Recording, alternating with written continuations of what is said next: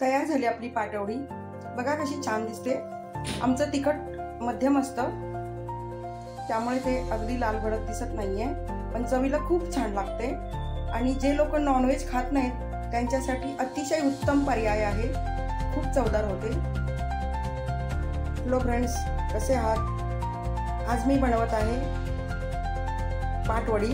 पाटवडीसाठी लागणारं साहित्य: लसूण, टोमॅटो, कांदा, आलं लसूण पेस्ट, सुकं खोबरं, लाल तिखट, कोथिंबीर आणि तेल।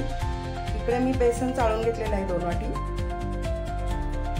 आता आपण बेसन पिठामध्ये तांबडं तिखट, लाल तिखट घातलेलं आहे, हळद घातलेली आहे, मीठ, आलं लसूण पेस्ट आणि तेल। आता आपण याचं चपातीचा कणकेचा गोळा कसा मळतो तसा गोळा मळायचा। मी 1 मोठा चमचा तेल घालून हे पीठ सगळं मळून घेतलेलं आहे। हे बघा, असंच मळून घ्यायचं, तेल बऱ्यापैकी लागतं। आता मी हे लाटून घेणार आहे आणि त्याच्या आपण वड्या कापूया।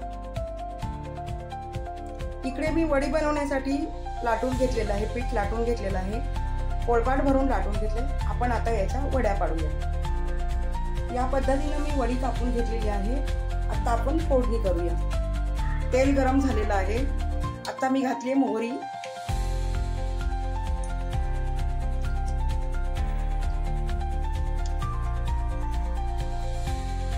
मोहरी थोडीशी तडतडली की जिरे,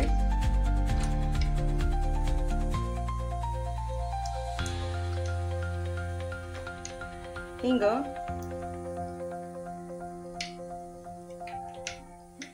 गॅस बारीकच ठेवायचा, सुकं खोबरं,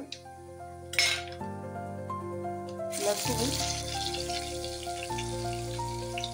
अगदी थोडासा कांदा,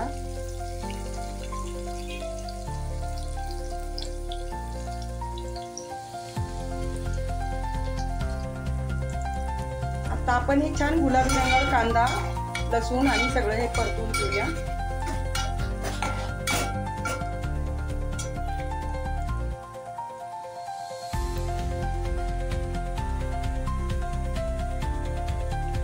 आता घालूया टोमॅटो,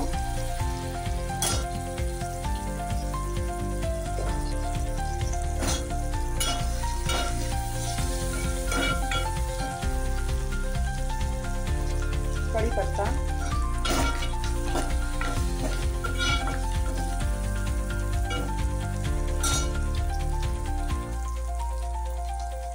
तिखट। हा माझा घाटी मसाला असतो, मी घरीच बनवते। या मसाल्यामध्ये कांदा, खोबरा आणि गरम मसाले सगळे घालून ते दळून आणलेले आहे।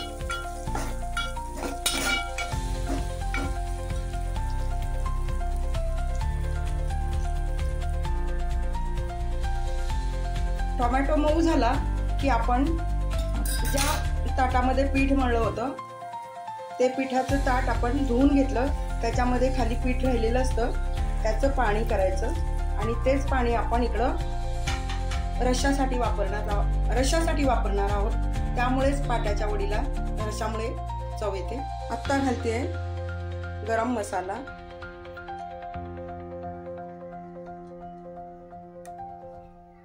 धना जिरा पावडर, मी घरीच बनवलेला गरम मसाला, जो चिकन स्पेशल आहे, मटन स्पेशल आहे।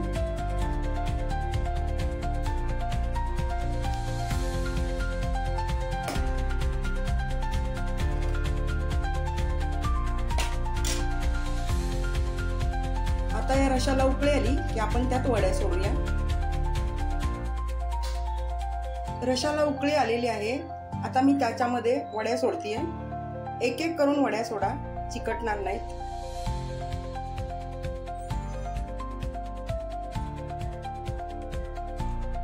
अशाच प्रकारे सगळ्या वड्या सोडून घ्या।